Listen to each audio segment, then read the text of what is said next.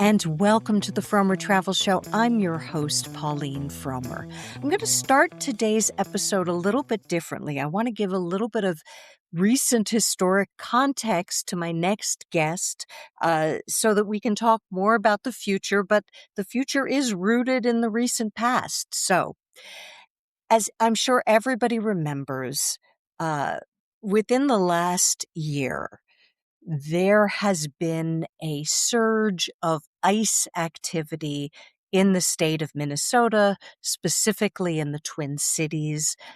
ICE labeled that surge Metro Surge. They brought 3,000 ICE agents to the Twin Cities. Uh, and to me, this was a bizarre move.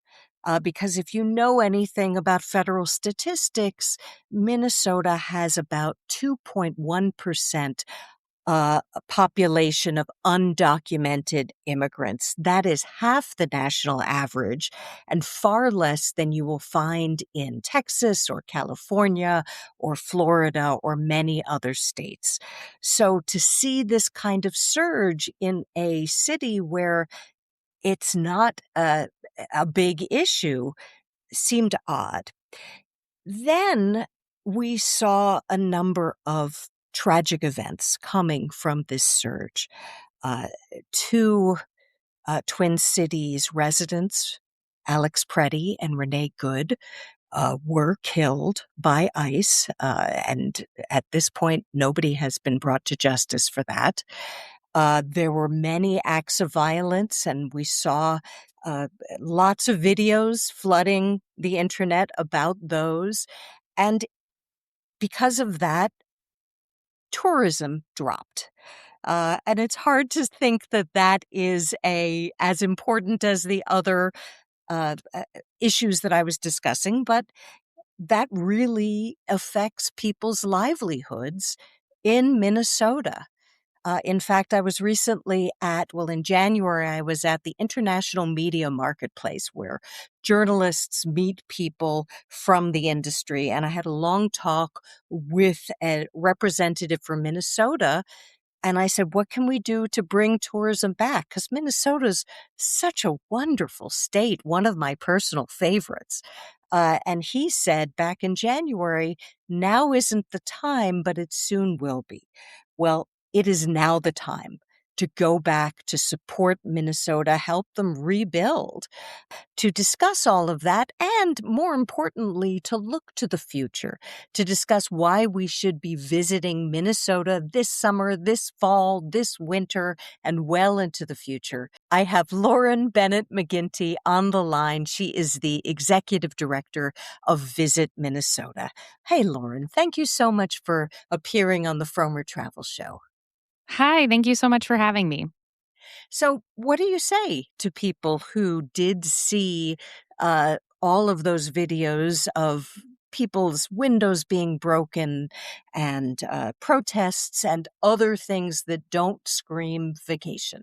So, I think it's important to recognize that we as a community really banded together and we supported one another through a very difficult time. I don't think any of us would be in the place we are without the neighbors that we have in our communities. And it was an impact throughout the entire state. So, tourism businesses, hospitality businesses, but all different kinds of people, all different kinds of immigrants were really part of this. And so I think it's important for us to understand that it wasn't just a metro issue. It wasn't just a small subset. It was almost everyone in the state was somehow impacted by this. And so when we talk about the impact to tourism, we're really talking about the impact to local communities and what it means to have your employees be afraid to come into work or people be afraid to leave their homes because they don't want to be stopped or they don't want to live in that fear out in the world. And so for us, we really took care of each other at Explore Minnesota, but we also focused on how can we support these communities and our neighbors and our friends who are in hospitality? How can we work with our colleagues at the various associations that represent these businesses to really drive understanding of how this has had such a profound impact on the lives and bottom lines of people's businesses, without any say, right? This happened to us. We didn't invite it here. We didn't necessarily welcome any of the ICE agents with open arms. We were really just sitting there and having it happen to us. And I think for us to move forward and talk about the resilience that we have as Minnesotans, especially in the winter. I think it demonstrated that you can be outside in the winter in Minnesota. You can be resistant, and you can certainly show up for the people that you care about. And I think that that is a message that resonates both in tourism, but well beyond. And hopefully, other people in the U.S. as well as the world saw that.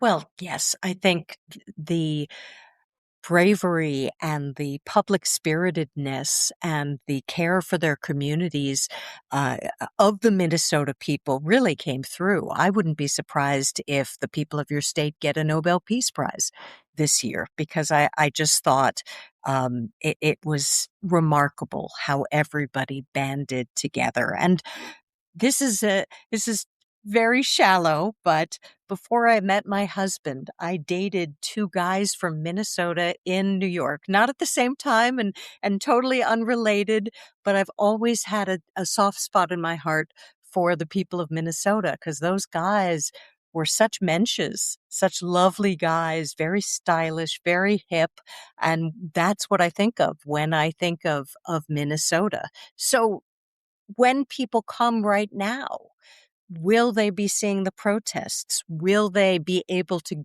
go out and have a great meal at a restaurant? Where are we right now? Right. So Minnesota is really having a moment right now. And I think there are a lot of people kind of starting to notice that. Certainly, there are things out there that might change perception, but all in all, we are not seeing protests every single day. We are not, afraid to kind of leave our homes as much. I certainly believe that there are probably some folks out there who still are. But for the most part, Minnesota is a very safe and welcoming destination. And I think specifically what happens in the summertime is that we are out. We are soaking it all in. There are festivals and events, and there are patios, and you can bike all throughout the Twin Cities and the rest of the state. You can go hiking, you can go canoeing and kayaking in the Boundary Waters, right? So there's so much to do, and we really do want to invite everybody to come visit the neighbors that they saw on TV or in social media this summer. Great. All right. Well, let's break that down, though. Let's talk about some of the specific places that you may want to go to. And if you don't mind, I'll start with the Twin Cities, since I know that the best.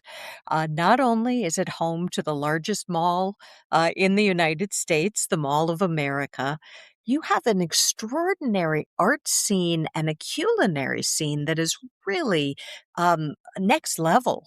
Last time I was there, I wasn't able to get a reservation, but you have a Native American chef who I believe has been on the list for James Beard, if he hasn't gotten a James Beard award, who has really kind of flipped on its head what we know about indigenous cuisine in this country. But he's just one of many. So let's talk about the arts and let's talk about the cuisine in the Twin Cities.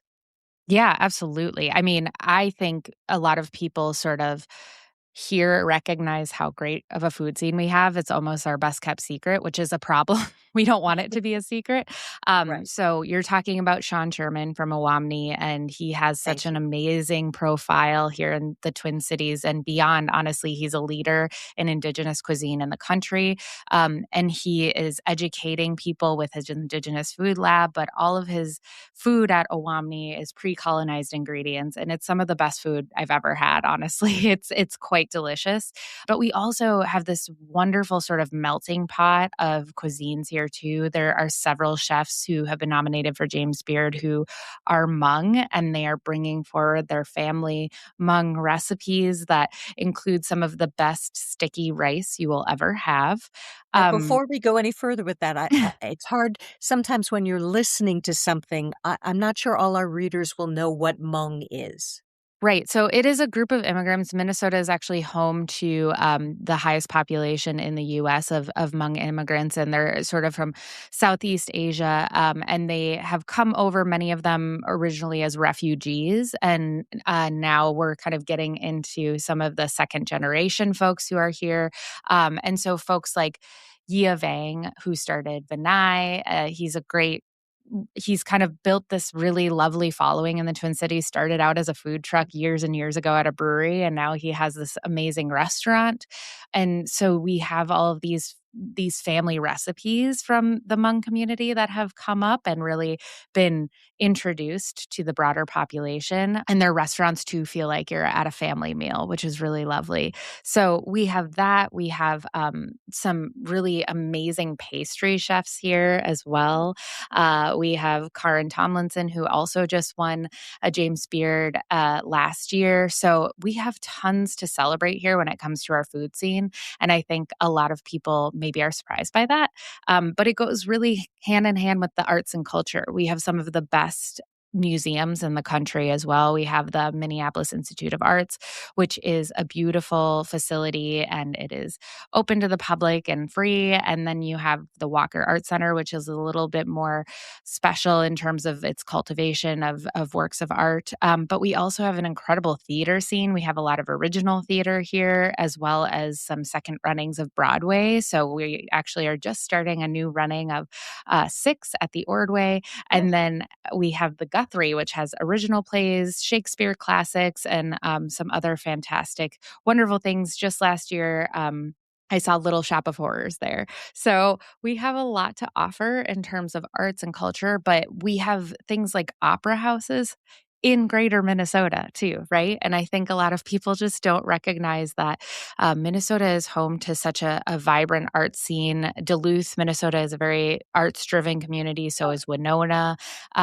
It could be because of the river or the lake that sort of drive this sort of feeling of getting down into your roots and understanding the nature around you. But all in all, I think we live in a very special place that thrives with both these city amenities as well as the rural communities and non-urban communities that are doing things like great food and great arts. well, before we leave that, Duluth and Winona, that's an interesting conflation you've made between the river and the art scene. And I'm not sure if I understand it. Is it because for many centuries, probably, there was a lot of trading on that river, which brought in the bigger world to those communities and thus established arts communities? Or is it something else?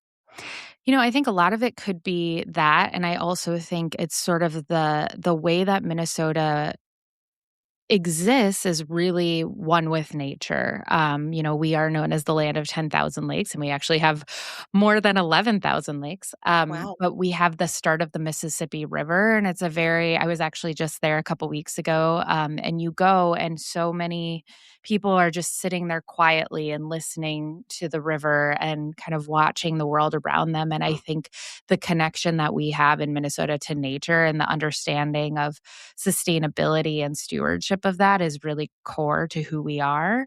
And I believe that that sort of lends itself well to a burgeoning art scene where people kind of take that inspiration and turn it into, whether it's painting or theater or song. We just have this sort of innate sense of artsiness to us. And I don't know, part of me thinks it's because of nature, but Yeah, that's interesting. Well, and also you just have nature in a less adulterated dose than many other parts of the United States. I mean, if you go to, say, the Boundary Waters, there are many areas of that national park where you can't drive up. You have to canoe in. So tell us what you see with the Boundary Waters for this coming summer.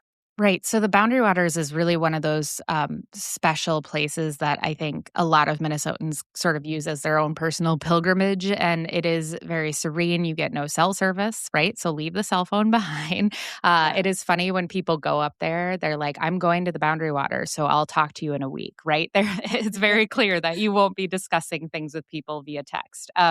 So it's easier if you're brand new. You can have somebody help you. They have lots of outfitters, but there's also this ability to go and sort of do it all on your own and portage and kind of pack your own goods. And I've heard stories from both directions.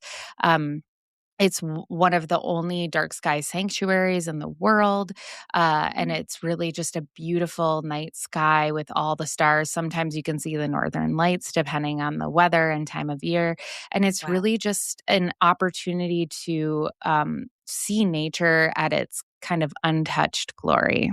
Right, and so you can go there, and can you have a vacation without seeing many other people even in high season? I mean, that's become impossible in such places as Glacier National Park or Yosemite. Is that still a possibility? Yes, absolutely. And I think that's what makes it so special. We do a really good job of kind of controlling the number of permits that go out. And there's so many different spots that you can camp. And I think it makes it so you may never see another person. You might see a bear, but you might not see another Whoops. person. Yep. Yeah. So it is pretty special in that regard. Now, there are certain parts of Minnesota I have never been to, and one of them is, let me find it. There's an area that used to be used for mining and is now part of the tourism scene. And I'm not even going to try and pronounce it because I'll mess it up. Tell me what that is. Yeah, so that's Cuyuna. And Cuyuna is this beautiful part of Minnesota that, again, used to be mining territory. And now it is 70 miles of single track mountain bike trails. And Mm. it's really Okay. sort of nestled within the woods. It's some really interesting dirt, like the colors from the mine. It's sort of red and it's really just this kind of unique place that has really blossomed in the last few years. And some of the really great stories there is that the community worked with the state and the city to build out these trails, but even more so, it's a whole experience. And I think that's why it's been really attractive to tourists. First of all, mountain biking and biking in general is one of the fastest growing outdoor recreation activities in the country. So Oh, we are attracting people from all over the country to come do these trails. And second, what's really unique about the Cuyuna Lakes area is that because they wanted to kind of repurpose this, they spent a lot of time thinking about what would a visitor do, right? You maybe don't just want to come and just do trails and then leave, right? How do we capture that and how do we create economic impact?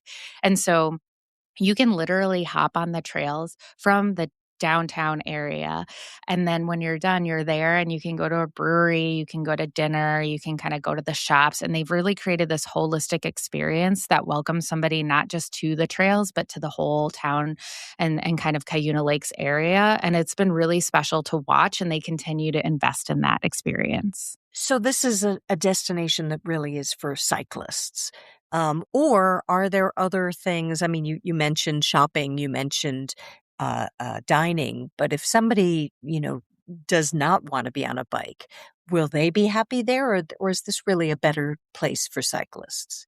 No, I think it's something for everyone. So, first of all, if you've never been on a bike and you want to try, as somebody who has an e bike, I highly recommend, and they have rental options, which is great. But they also have paved trails, 100 miles of paved trails, actually. So, Wow.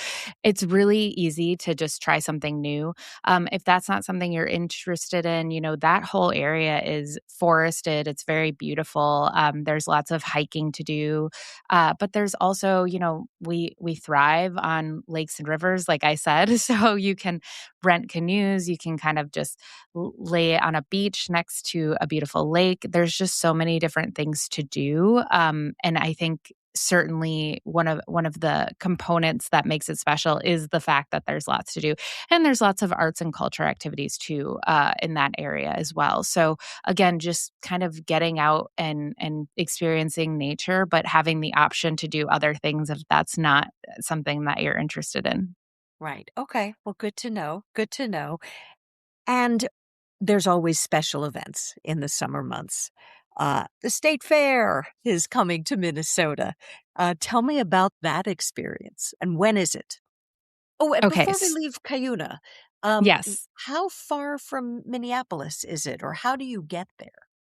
Yeah, so it's, not too far north well, I say that, it's about 2.5 hours north of the Twin Cities, but once you're there, you have everything you need, so, I think there's a lot of really great spots to stop on the way if you kinda wanna break up the drive, but, most places that you wanna go to in Minnesota are not too far from the Twin Cities, so we love to sell it as a couple of days of extending your trip, just kinda get a little bit further out if you want to kind of experience some of the beautiful nature that we have to offer. Okay, good. All right, now back to the state fair. Tell me about that. Okay. Well, the state fair. So we always say it's the biggest in the country, even though Texas is technically bigger, but they also are longer. So, it's the What does that details. mean? They have a So they have a longer. longer state fair, which means over the course of the state fair, they have more people. But I think if we like consolidated down, we would win. Minnesota likes Okay. to be first, right? So but our state fair is huge. It is sort of this, it almost should be a state holiday, honestly, because I think there's so many periods during the 2 weeks that it happens where people are just not working, right? You're like, "Oh, okay, I'm gonna get a lot done because I know people are out at the state fair." And we have all kinds of really fantastic experiences there, and it's where this sort of micro version of Minnesota exists. So they've done a really great job in the last couple of years of bringing in some of that fantastic culinary experience to the state fair. The person who runs the food program there goes to food festivals and kind of goes to all these different restaurants to find something new. They're almost like their own personal little Michelin where they're trying Huh. to kind of identify what the next big thing is. So we have all kinds of really interesting food. Most of it's on a stick, for ease of walking around. Um, Like what? Give me some examples of things that are on a stick. I literally almost everything. We've had so I'm just thinking through, like I had mentioned, Vinay and Yi Vang actually has a spot at the state fair, and he's had Huh? sort of his purple sticky rice has been on a stick, right? So, Wow. uh, yeah, it's kind of this joke, I guess, at this point where we all everything's on a stick. Even there's sort of the current, the local radio station here. They have music on a stick. There there's How just a does lot that of things. work? It's just, here's what's happening at the state fair. Here's our music on a stick, and Oh, I it's see. just kind I of see. the shtick, if you will. So we have a really great time at our state fair, but it marries agriculture, nature.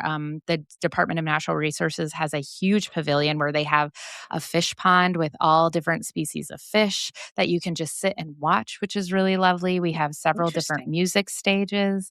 Yeah, And it's you really must also special. have viewing of different animals and prizes, right? It's a Yes. traditional state fair.